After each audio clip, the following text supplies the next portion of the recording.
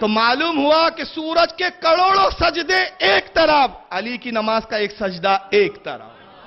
تو جب دنیا علی کے سجدے کا جواب نہیں لا سکتی تو نبی کے سجدے کا جواب کہاں سے لائیں گے؟ اے سورج، یہ تو گوارا ہے کہ تیرا سجدہ قضا ہو، مگر میرے نبی کے محبوب علی کا سجدہ قضا ہو مجھے گوارا نہیں. تجھے نکلنا پڑے گا، اپنی فطرت کے خلاف کام کرنا پڑے گا. آج تک تو پلٹا نہیں ہے، مگر آج نبی کے سبب سے تجھے پلٹنا پڑے گا. اب سورج پلٹا. چلیے اب آئیے ایک تھوڑا سائنس بتا دوں میں. سائنس میں پڑھا ہوگا آپ نے، بہت بڑے بڑے کچھ سیارے ہیں. یہاں ماشاءاللہ طلبہ بھی بیٹھے ہوئے. میں 7 بڑے سیاروں کے بارے میں آج بتانا چاہتا ہوں. اسلامی پوائنٹ آف ویو سے ہر سیارہ الگ الگ آسمانوں میں ہے. ہر سیارہ الگ الگ آسمانوں میں. اور اگر اس کی تفصیلات آپ کو دیکھنی ہو تو امام غزالی رحمت اللہ تعالی علیہ کی مکاشفۃ القلوب کا مطالعہ کیجیے.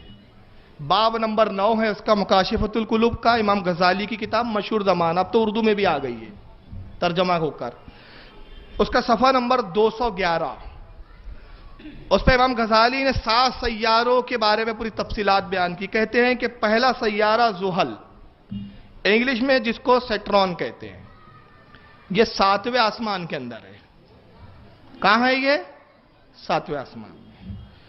مشتری، جس کو جوپیٹر کہتے ہیں انگلش میں اس کا نام ہے. امام غزالی نے انگلش میں نہیں لکھا، لیکن آپ پڑھے لکھے بچے تو میں انگلش میں بھی بتا دے رہا ہوں کہ یہ عربی نام ہے. مشتری، زحل، مریخ، قمر، شمس، اور اس کے علاوہ زہرہ، عطارد، یہ سب عربی نام ہے. لیکن میں انگلش میں بتاتا چلوں تاکہ آپ کے سمجھ میں آتا جائے کون سا سیارہ کہاں ہے اسلامی پوائنٹ آف ویو سے. تو زحل 7ویں آسمان میں، جس کو سیٹرون کہتے ہیں.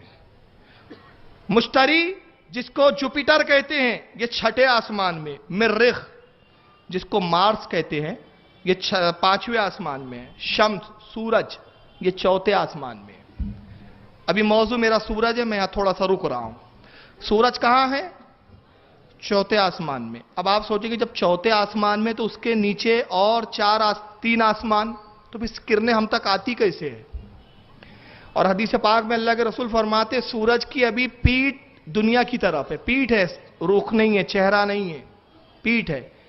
تو انسان اس کی تپش کو برداشت نہیں کرتا. قیامت کے دن اس کا رخ پلٹ جائے گا، چہرہ دنیا کی طرف ہوگا، زمین کی طرف ہوگا.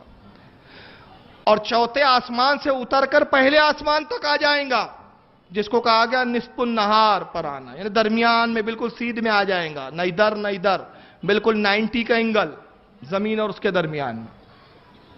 اور اس کی تپش سے لوگ پریشان ہو جائیں گے، پسینے جاری ہوں گے. یہ سب بخاری سیاستہ کی حدیث ہے، کوئی فردی کتابوں کی کہانیاں نہیں سنا رہا ہوں میں.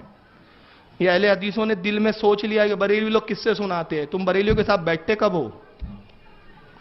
بیٹھو تو تمہیں پتہ چلے اپنا وزن.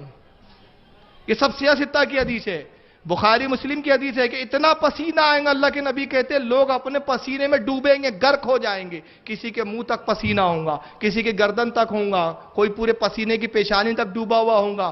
اس میں وہی سلامت ہوں گے جو اللہ کے نیک بندے ہوں گے. اور ان کے بارے میں نبی کہتے ہیں جو اللہ کے نیک بندے ہوں گے پروردگار ان کو وہ قوت دیں گا کہ ان کے جسم اتنے بڑے ہوں گے کہ پسینہ ان کے ٹخنوں تک ہوگا، وہ ڈوبے ہوئے نہیں ہوں گے. تو قیامت کے وقت آئے گا بھی 4تھے آسمان میں. اب سوال یہ ہوتا ہے کہ جب 4تھے آسمان میں سورج کی کرنیں آتی کیسے؟ کسی نے اعلیٰ حضرت سے پوچھا کہ ہم کون سے آسمان کو دیکھتے ہیں؟ یہ الملفوظ میں موجود ہے. ہم کون سے آسمان کو دیکھتے ہیں؟ اعلیٰ حضرت نے فرمایا ہم 7ویں آسمان کو دیکھتے ہیں، پہلا آسمان کو نہیں دیکھتے. پوچھنے والے نے پوچھا 7ویں کو کیسے؟ فرمایا جتنے آسمان ہیں 6 آسمان، یہ سب شفاف ہے، ٹرانسپیرنٹ ہے، جیسے کانچ. 7 کانچ ایک کے بعد ایک لگا دے اور اتنے صاف کانچ ہو، ایک تصور بتا رہا ہوں، اتنے صاف کہ 7 کانچ کے پیچھے کی جو چیز ہے وہ ہم 7 کانچوں سے ہماری نگاہ گزر کر اس کو دیکھ لیتی ہے. ٹرانسپیرنٹ ہے یہ آسمان. اور اس پر ایک فضیلت کی بات یاد آ رہی ہے تو میں عرض کرتا چلوں کہ ہم 7ویں کو دیکھ رہے ہیں. کون؟ ہم انسان. ہماری نگاہوں کی عالم کیا ہے کہ ہم نے آنکھ اٹھائی 7ویں آسمان کو دیکھ لیا. زحل جو 7ویں آسمان میں ہے اس کو بھی ہم دیکھ لیتے ہیں، دوربین کے ذریعے سے دیکھ لیتے ہیں. छठे आसमान के सितारे को भी हम देख लेते हैं, मुश्तरी को, और उसके बाद मरीख को भी देख लेते हैं, पांचवें आसमान पर जो है हम देख लेते हैं। अब सवाल ये पैदा होता है, अब मुझे एक फजीलत की बात याद आ गई है, ज़िम्नन तो अर्ज़ कर रहा हूं, अल्लाह के रसूल महराज पे तशरीफ ले गए, बुराक आपकी सवारी है, नबी फरमाते हैं बुराक खुसूसन मेरे लिए सवारी के तौर पर अल्लाह ने बनाकर रखा था, मखसूस थी वो सवारी मेरे लिए।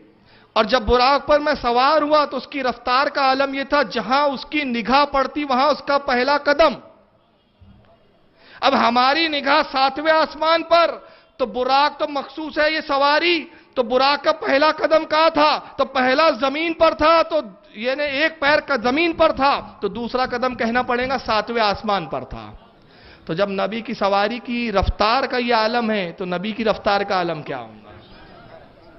एक बात ज़िम्नन आ गई, तो हम सातवें आसमान को देखते हैं। चौथे आसमान में सूरज, जोहरा, विनस जिसको कहा जाता है, ये तीसरे आसमान में, और उतारिद, ये जिसको मरकुरी कहा गया इंग्लिश में सितारे को, ये दूसरे आसमान पे, और कमर, चांद, ये पहले आसमान के नीचे है।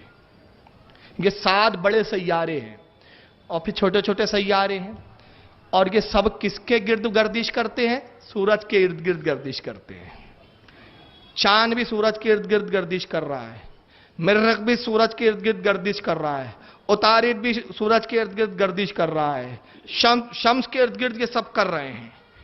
और साइंसदान कहते हैं कि ये इनकी गर्दिश एक महदूद दायरे में है, एक मदार में है, एक ऑर्बिट है जिसमें घूमते हैं, और अगर इसमें थोड़ा सा भी डिस्टेंस आ जाए, गड़बड़ हो जाए, मामला बिगड़ जाए, तो दुनिया का निजाम दरम बरम हो जाए, एक सैयारा दूसरे सैयारे से टकरा जाए और उसी दिन कयामत आ जाए। अल्लाह ताला के हुक्म के तहत ये बंधे हुए हैं। सूरह यासीन में भी अल्लाह ने फरमाया ये कुदरत वाले के हुक्म के तहत बने हुए। अश्शम्सु तजरी ले मुस्तक़र्रिल्लहा ज़ालिका तक़दीरुल अज़ीज़ुल अलीम।